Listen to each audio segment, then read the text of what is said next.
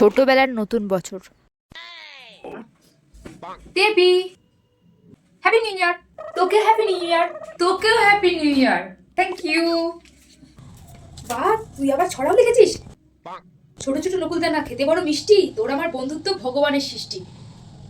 আচ্ছা এবার চল চল, মাদের মনে হয় পুকুর ধারে ডিম কষা আর ভাত রান্না করা হয়ে গেছে, তাড়াতাড়ি চল, পিকনিকে দেরি হয়ে যাচ্ছে। জানিস আমারও ইচ্ছে হয় যে বড়দের মতো সারা রাত ধরে পার্টি করব, খুব মজা হবে। আরে তুই চিন্তা করছিস কেন? আমরা যখন সবাই বড় হয়ে যাব তখন আমরা 31 রাত্রিবেলা পার্টি করব আর সারা রাত্রি মজা করব, তখন আর মা আমাদেরকে বকতে পারবে না।